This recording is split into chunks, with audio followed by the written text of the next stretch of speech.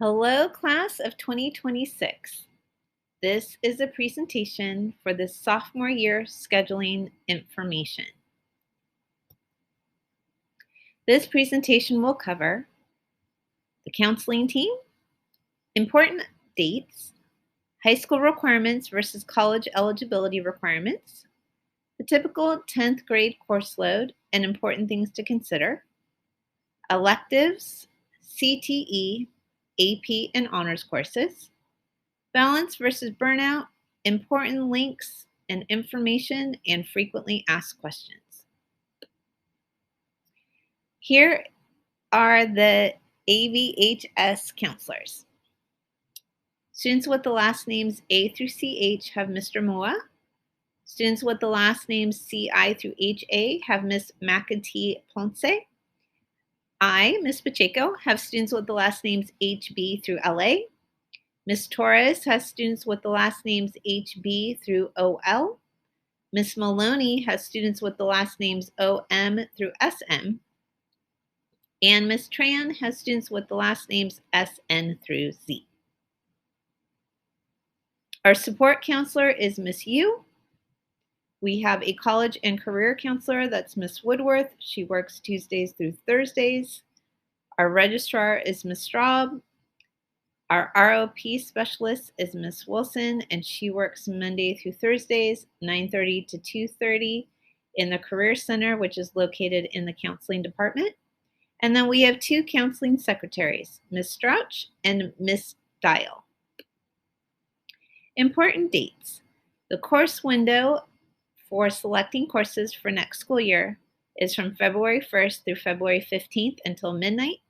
Students and families will be able to enter and/or edit course selections in Q, Student Connect, as many times as they want. You can make edits up until February 15th at midnight, and then your classes lock in.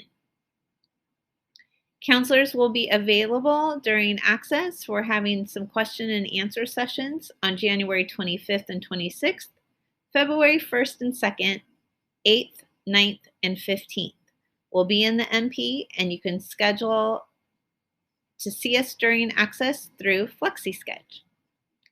We're having an elective fair on Monday, January 23rd from 6 to 8 p.m. in the large gym. We encourage you to attend, and you can talk to teachers of courses you're interested in taking. They'll be able to answer any questions that you have. Some additional important dates. For rising 10th to be 12th graders, we are having a Q&A session, question and answer session, also on Monday, January 23rd. This is going to be in the multi-purpose room. Session 1 will be from 5:45 to 6:45 p.m. Session 2 will be from 6:55 to 7:55 p.m. Please RSVP to the Q&A session by filling out the link here. Your RSVP will help us ensure that we have enough space for everyone. Counselors will be available to answer course questions that you have during this time. Course selection confirmation emails are usually sent out in March, so families will get information on how to confirm your courses, make sure that you didn't make any errors, and then to let us know if any changes need to be made at that time. Subject requirements. This is a comparison between graduation and UCs and CSUs. Graduation requirements are also the same as requirements for community college. For community college, you either need to be a high school graduate or be 18 years old. For history and social science, for Pleasanton Unified, you need 3.5 years. 1 semester of global studies, which students either took last semester or are taking now. 1 year of world history, which you'll be taking next year.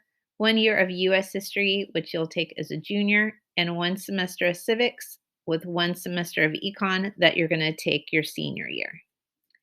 When I'm referring to the UCs, that stands for the University of California.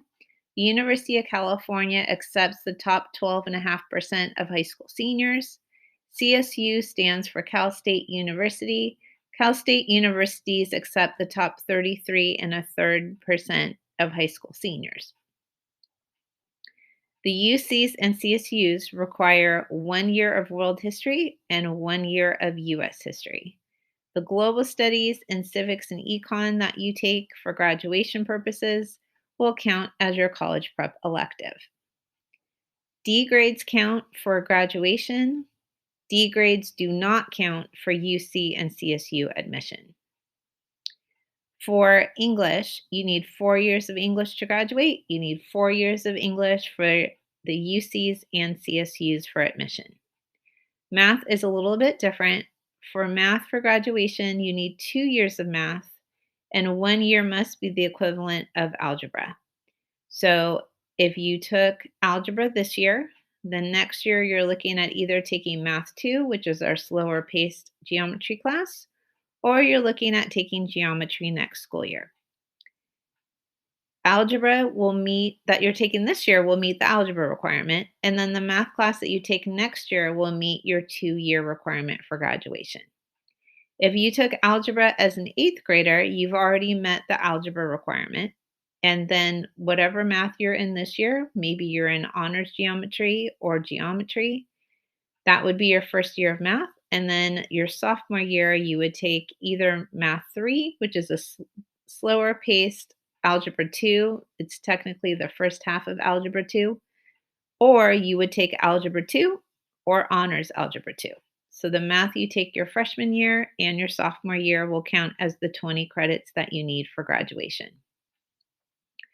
For the UCs and CSUs, they require 3 years. They require algebra, geometry, and Algebra 2. Again, if you took algebra in 8th grade, that would meet the algebra requirement. And then if you took geometry if you end up taking geometry as a sophomore and then algebra 2 as a junior, you would meet the minimum requirement. And then senior year, if you took pre-cal, that would count as the 4th year recommended math. The UCs have always looked at level of difficulty of your course load and whether students have gone beyond the minimum subject requirement when they're looking at whether to admit students. That's one of the factors that they look at. For the CSUs, now that they no longer use the SAT or ACT for admissions, they also are looking at whether students have gone beyond the minimum requirements for subject areas as one of their factors for admissions as well. If you are taking Algebra 1 this year and you take Math 2 as a sophomore, that counts as a slower paced geometry class. Then you take Math 3, which again is the first half of Algebra 2. And then you take Math 4, which is the second half of Algebra 2. You would meet the minimum subject requirement for math for the UCs and CSUs. For science, for graduation, you need 1 year of life science. The entry-level life science is biology, and 1 year of a physical science. For physical science, you could take earth and space science, chemistry, or physics. Those are the entry-level science courses. For the UCs and CSUs, they require 2 years of science, 1 year of a life science with lab, that would be biology, again, which is the entry level, and 1 year of physical science with lab, which again could be earth and space science, it could be chemistry, or it could be physics. Again, they're recommending that you do a 3rd year of science for UCs and CSU admission. Language other than English. For graduation, you can either have 1 year of a language other than English, 1 year of a visual and performing art, 1 year of a career tech education class. So one of those three will count. One of those three will count towards that requirement for graduation. For the UCs and CSUs, they require 2 years of a language other than English and recommend 3. So if in 7th and 8th grade, if you took Spanish 1A and Spanish 1B, and then came in and took Spanish 2 as a freshman, you will have completed 2 years of high school Spanish. And then, if as a sophomore you took Spanish 3 or are planning on taking Spanish 3, then that would count as your 3rd year of a language other than English. For visual performing art, which is also referred to as VAPA, for graduation, you need either 1 year of a visual performing art, or 1 year of a language other than English, or 1 year of a career tech education class. For UCs and CSUs, in addition to the 2 years of a language other than English, they also require 1 year of a visual performing art. Some examples of visual performing arts that are offered at Amador are digital art, video production, ceramics, art, photography, band, orchestra, choir, drama, and theater production. Oops. Okay, next page.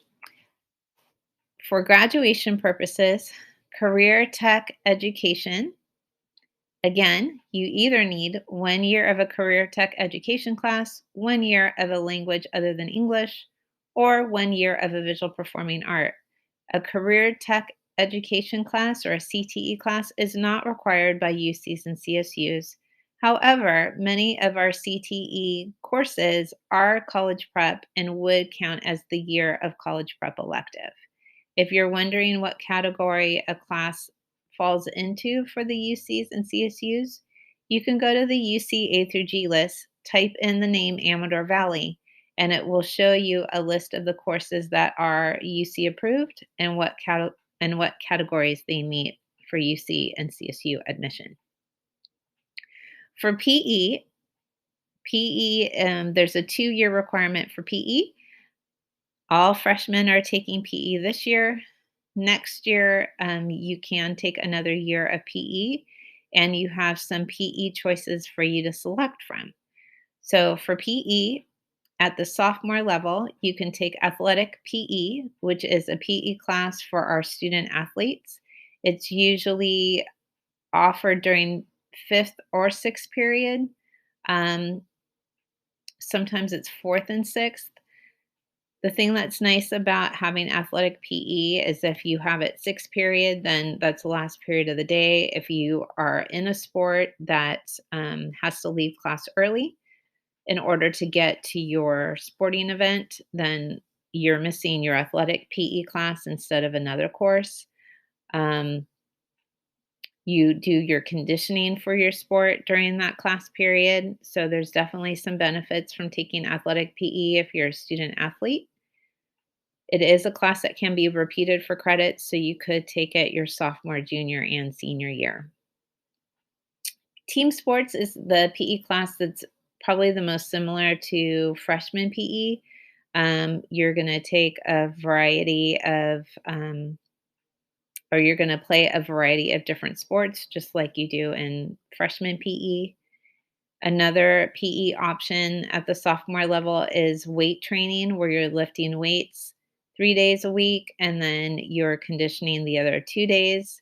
And then our other PE class is our lifetime fitness class, which is a yoga type class. So, just as an FYI, usually the yoga class, lifetime fitness, is primarily girls. So, if you're a guy and wanting to take that class, just know you might be the only guy in the class, which could be great or not great, depending on the situation. So just as a heads up about that. And then vice versa for weight training, that is typically mostly guys. And so if you're a girl in there, just know you might be the only girl or one of a few girls, which again could be great or not great, depending. So those are your PE options for next school year. PE is not required for UCs or CSUs. Health, there's a 1 semester requirement for graduation. It's not required by UCs or CSUs. It is a semester of college prep elective, and so that can go into the college prep elective category for UC and CSU admission. 80 elective credits are required for graduation, and it sounds like a lot, but You shouldn't have any problem meeting that requirement as long as you're passing your classes. Any class that you've already met the subject requirement in and you're continuing to take classes in, so for example, your junior year math class would go down under electives for graduation because you've already met the 2-year math class requirement. And then any additional classes that maybe don't fall into one of the other categories, like for example, Avid, or you're a TA, or you're in publications, which is our yearbook class, or journalism, debate, culinary, although culinary could count as your career tech education class, but if you've already met that by taking a world language, then that class would go down under electives. You need 1 year of a college prep elective for UC CSU admissions. It can be any class that is approved as a G elective, um, which would be journalism, debate, publications, culinary, Avid. So any of those classes would count as your college prep elective or any class that you go beyond the minimum subject requirement in. So it could be your 4th year of math, your 3rd year of world language, um, your 3rd year of science, any of those. So you need 230 credits in order to graduate. You need 15 courses for UCCSU, and you get that just by counting down 2 history, 4 English, 3 math, and so on. For grades, for graduation, D minus or better will earn you credits for graduation. For UCs and CSUs, you need a C minus or above for that class to count for UC CSU admission. There is no testing requirement for graduation or for community college, and the UCs and CSUs no longer require or will use the SAT or ACT for admissions, for a factor for admission. So they cannot look at your SAT or ACT scores when making their decisions on whether to admit you or not. Community college, there's a 20-hour community college requirement for graduation. You can start working on your community college hours after your first day of ninth grade because that's when you're considered a ninth grader. For UCs and CSUs, they don't require community service. However, most colleges expect you to have completed some community service, and there is space on college applications to list the community service activities that you've completed. Typical 10th grade course load. So, as a sophomore, you're going to be taking 10th grade English, world history, math, either probably your first or second, maybe third level of language other than English or world language. Just kind of depends on what you've taken up to this point. Most likely a science, although you could do an elective like a CTE course or a visual performing art course, and then PE, or you could take another elective. English options. So we have our college prep English class. And in that class, you're going to be reading text, analyzing text, writing, doing a research paper. You can see a list of the novels that students will be reading in their sophomore English class. This class will count for graduation as well as for college admissions. Honors sophomore English. This course is going to be more rigorous than a college prep sophomore English class. You can see the books that you would be reading in that class. An honors The colleges do look to see whether you've taken any honors or AP courses in addition to your college prep courses. So it is something that the colleges will look at, and it is a factor they consider for admissions. Honors Sophomore English is not one of our weighted honors courses, so you don't get the extra GPA point for Honors Sophomore English. However, it is more rigorous. It is something that the colleges will look at in terms of level of difficulty of your course load, and it will also help prepare you for AP English for next school year if you choose to take AP English as a junior. World history options. So the first option is college prep world history, which counts for graduation and for your college admissions.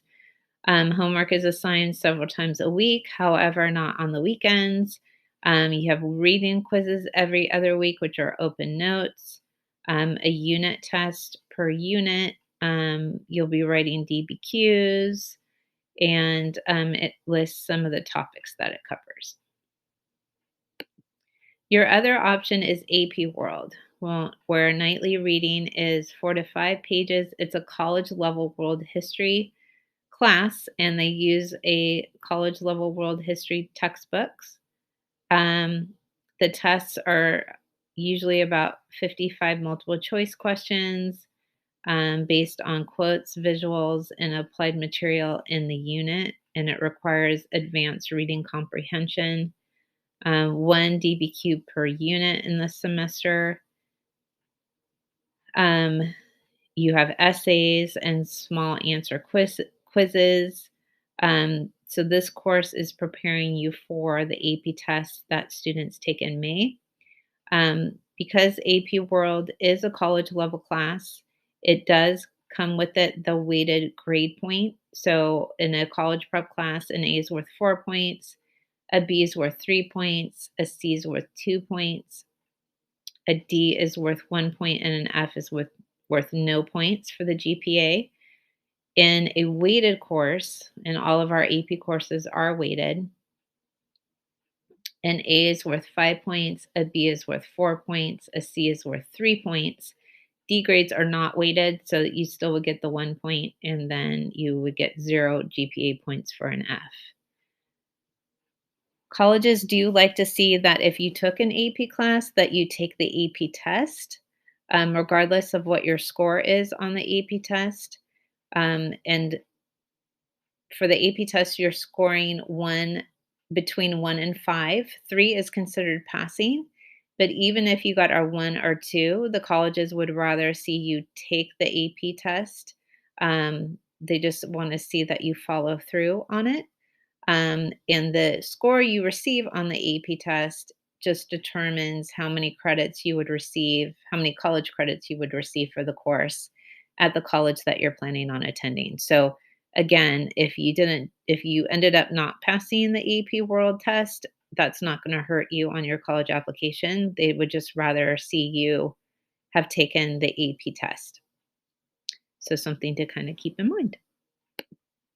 Math options. So as a ninth grader, you are in either Algebra 1, Geometry, or Honors Algebra 2, or Algebra 2. So if you're in Algebra this year, next year you'll be looking at Math 2, which is the slower paced geometry course. And if you went into Math 2, then junior year you would take Math 3, and senior year you would take Math 4. Math 2 is the slower paced geometry, Math 3 is the first half of Algebra 2, and Math 4 is the second half of Algebra 2. If you're in algebra, you could also go into geometry or college prep geometry class. The next course would then be Algebra 2, and then the class after that would be pre-cal. The other option is you could go into Course 1, which is a faster paced course. Course 1 is a full year of geometry and the first half of Algebra 2 covered in one school year. And then you would go into Course 2 as a junior and take the second half of Algebra 2 and a full year of pre-cal. And then your senior year, you would have the option of going into Calculus BC, AP Calc AB, or AP Calc BC. So AP Calc AB is a AP Calculus course that covers a semester's worth of college calculus. AP Calc BC covers a full year of college calculus. If you're in geometry or honors geometry, next year you could take Algebra 2 or Honors Algebra 2. In 11th grade, you could take Pre-Cal or Honors Pre-Cal. In 12th grade, you could take AP Calc AB or AP Calc BC. The only weighted honors math class that we have here at Amador is Honors Pre-Cal. So in Honors Pre-Cal, you get the weighted GPA point, and the other honors courses, you do not get the honors GPA extra point. However, like I've said before, colleges do look to see how many honors and AP courses you've taken. For Honors Algebra 2, if you're taking that this year, the next year you could take Honors Pre-Cal. Junior year, you could take AP Calc BC. And then senior year, you could take multivariable or you could take AP Statistics. AP Statistics is a course that students could actually take after Algebra 2. It's not part of the math sequence where you're progressing towards AP Calc or past AP Calc going into multivariable. So I kind of covered the course descriptions. You can come back and look at this, or since this is recorded, you can pause it and read a little bit more closely the topics that each subject covers. We got the course 1, we got the Algebra 2, Honors Algebra 2, Pre-Calc, Honors Pre-Calc. Science options. So the life science options, first option is biology. Second option is principles of biomed science. That's part of the Project Lead the Way sequence of courses. You either have to have taken bio or you can take biology concurrently with principles of biomed science. The course after principles of biomed is the honors human body systems class. And that class is a weighted honors course here at Amador. But again, you need to take the principles of biomed science prior to enrolling in the honors human body systems. AP Bio is also an option. For AP Bio, priority is given to 11th and 12th graders. And then for sophomores, priority is given to students who have completed bio and chem or are taking bio this year and then concurrently enrolled in chem and AP Bio. Students who have taken bio and chem here at Amador have traditionally done better in AP Bio, so that's just something for you to consider when you're making your course selections. For zoology, you have to have completed bio prior to enrolling in zoology. Physical science options. So some options for physical science are earth and space science, chemistry, which is a completion. It recommends that you complete algebra with a C or above before enrolling in chem. And then for physics, because it does have some higher level math, they recommend that you complete algebra, geometry, algebra 2. So just some things to keep in mind as you are making your selections. Sorry, I don't know why it keeps doing that. For your science class for next school year. Elective options. So as a sophomore, you don't have a lot of space in your schedule to take electives as you get older. So when you're a junior and a senior, depending on what you've taken up to this point, you're going to have more space in your schedule to pick more electives, and the number of electives that are available to you for you to select from also increases because starting your junior year, you'll be eligible to take some of the ROP classes. And we have some additional courses that are only available at the junior and senior level.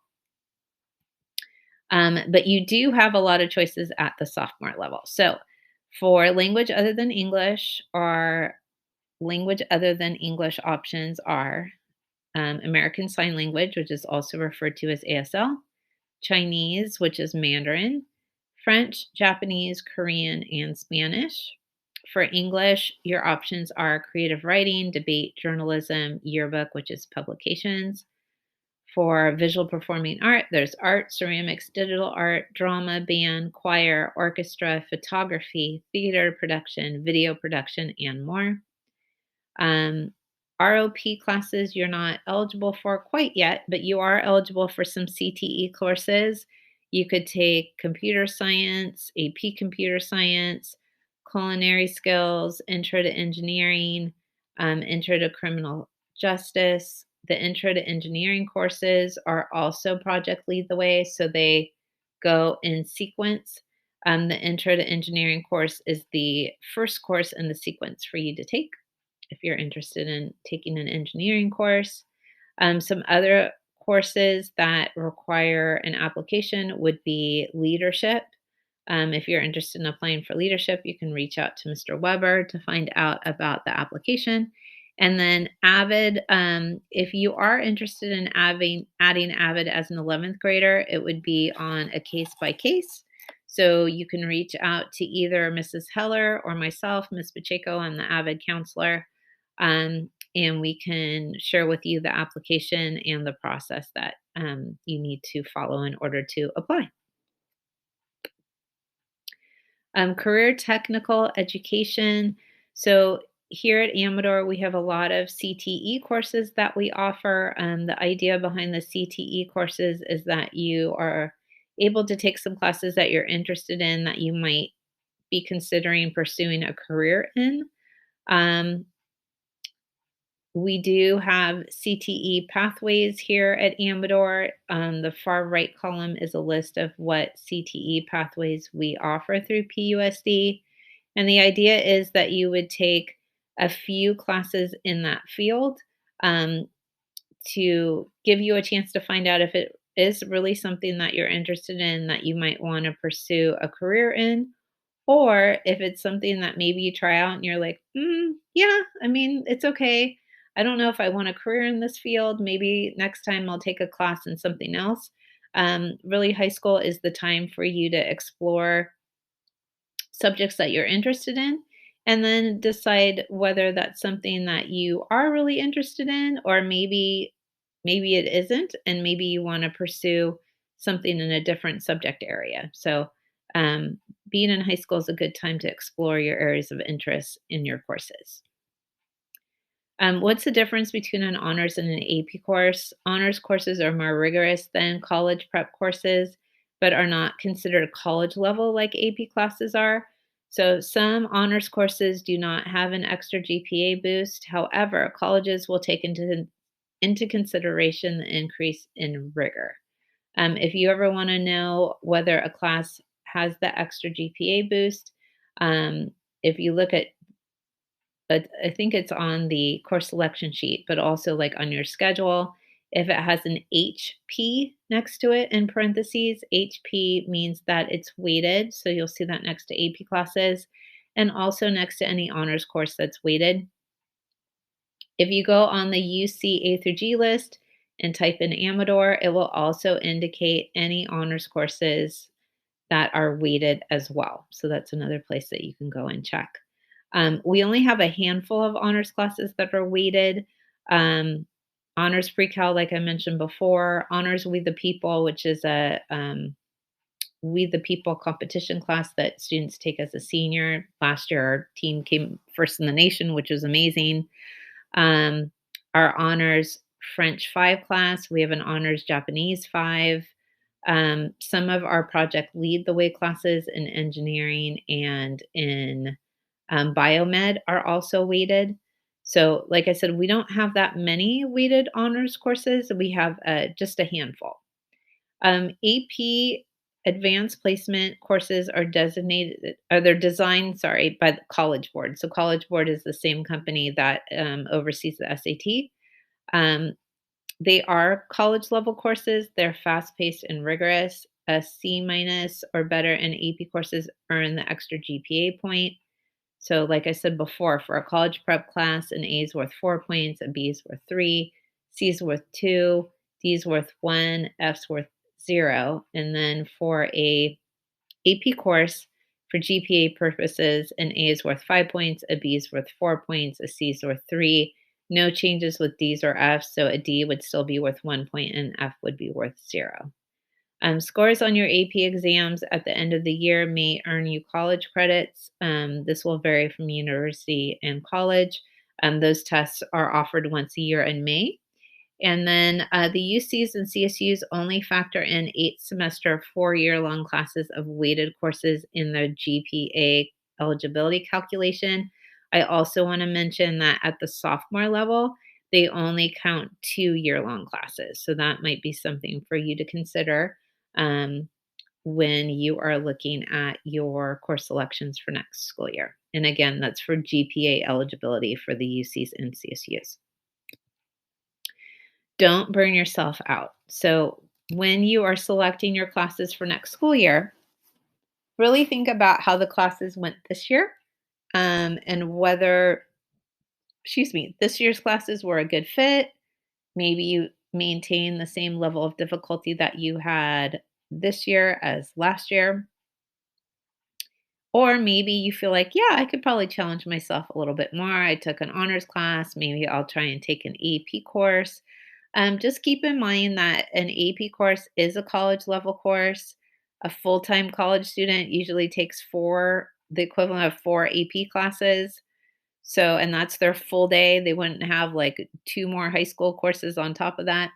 Um, you would probably, if you're taking an AP course next year, this would be the first AP course that you've ever taken. So just know that there's a little bit of a learning curve there in terms of what the expectations are, how to study for tests, how to write essays, how to analyze text. So that's one thing to keep in mind if you're considering any AP courses. Um, Second thing is another thing that the colleges are looking for are your extracurricular activities, and they want to see you involved in two or three extracurricular activities consistently throughout high school, and they like to see a leadership piece within that activity. So you have your academics, you have your extracurriculars, you have your friends, you have your family, you have your other responsibilities, whether that be chores or looking after your siblings. So there's only so many hours in the day.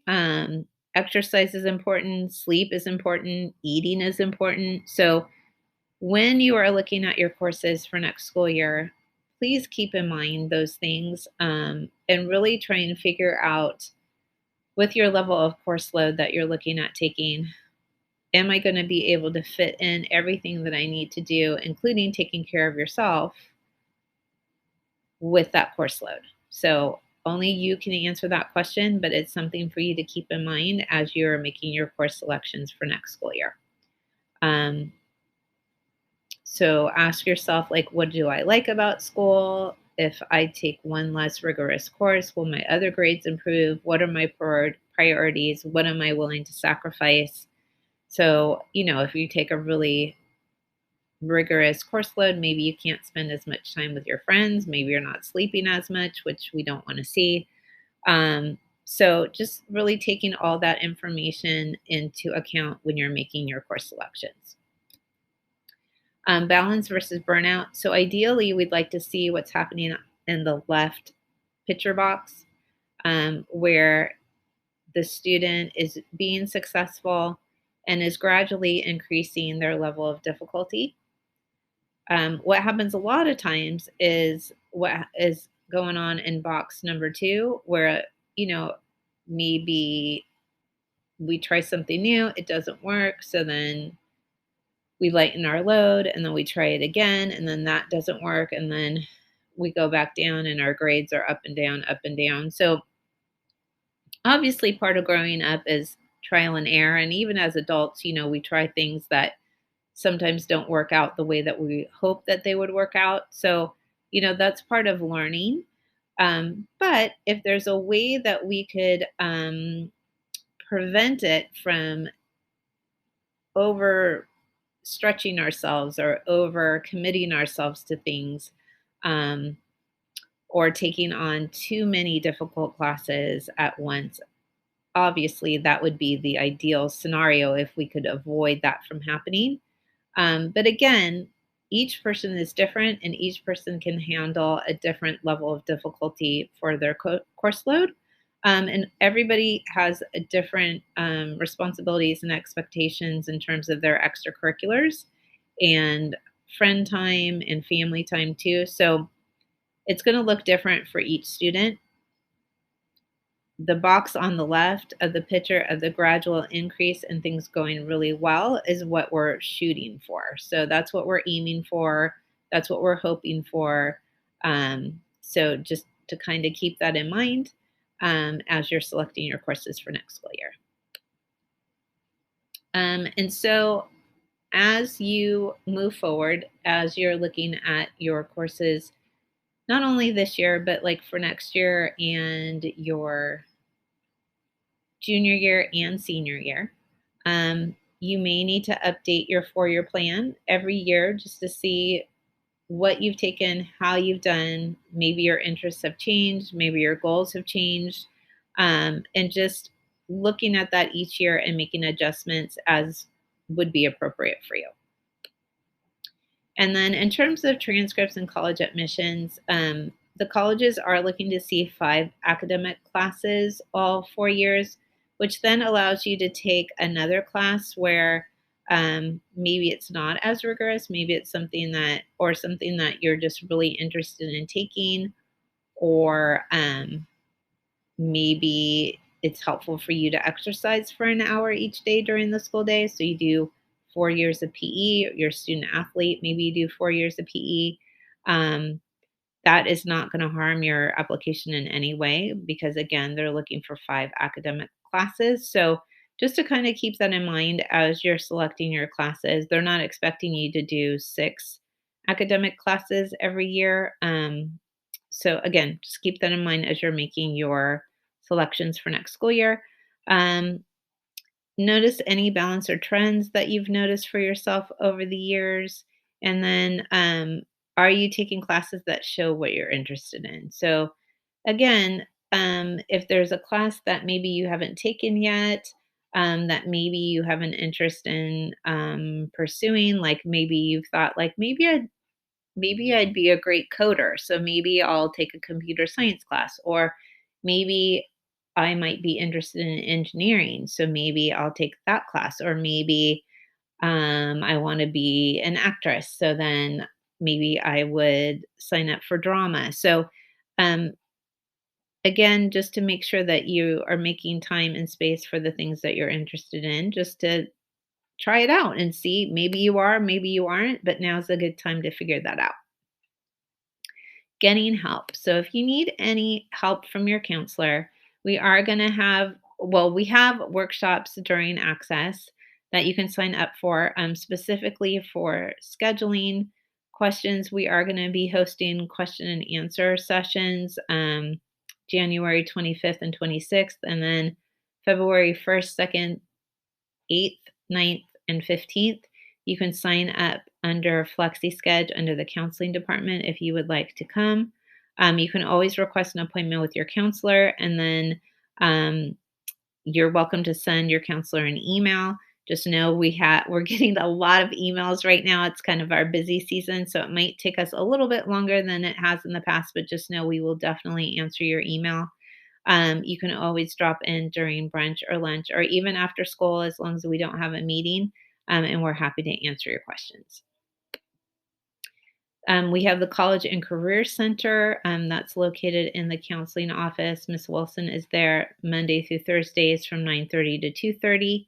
Um, they she helps put together college rep visits. So sometimes you might see the college reps on the quad. You're welcome to go up and ask them any questions that you have and find out more about their colleges. She plans the college and career fairs. She helps organize the scholarships. So on the College and Career Center website is a list of the scholarships that are available for our students. She'll host academic support workshops. And then any information that we get around summer programs, summer jobs, summer internship opportunities, they all go to her. And then she posts those on the College and Career Center website as well. We have our social and emotional support counselor who is amazing. This is Miss Yu. So if you feel like you need a little bit of extra support here on campus and you want to talk to someone, she does take drop ins and appointments. Of course, your academic counselor is available for that as well. But Miss Yu does not have any students on her caseload and is not managing anything academically. So she she is available for all students for social and emotional support. So if you need some support in that area, you can go ahead and schedule an appointment with her. Here are some helpful links and resources. So some general scheduling information. This link is a copy of our program guide, which has a list of all of our course offerings and course descriptions. This is our 10th grade course scheduling sheet, so you can look to see what courses are available to you as a sophomore. The teachers put together AVHS course description videos. The link for that is here. And then if you wanted to create or update your 4-year plan, there's a link to the 4-year plan document there.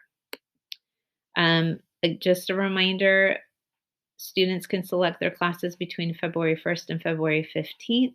You can change it as many times as you want, but once February 15th hits at midnight, your classes are locked in. Just a reminder that you use your Student Connect queue to select your courses. Just a reminder on the important dates. I just went over when the course selection windows open. Access workshops I just reviewed as well. So make sure you sign up through FlexiSchedule if you want to make an appointment with us during access so we can answer your questions. There is the elective fair on Monday, January 23rd from 6 to 8 in the large gym. Teachers will be available to answer questions about their courses. For 2B, 10th through 12th graders, we're having a question and answer session with the counselors Monday, January 23rd in the MP. Session 1 is from 5:45 to 6:45. Session 2 is from 6:55 to 7:55 p.m. If you are planning on attending, please complete the form, which is linked here so that we know that you're coming and we can make sure we have space for everyone. And then just a reminder that our course selection confirming email usually goes out in March. So to keep an eye out for that, just to confirm that courses that you signed up for and to give you an opportunity to make any changes or make an adjustment to any error that might be on your course selection at that time. Thank you so much for listening to the presentation, and I hope that you have a great day.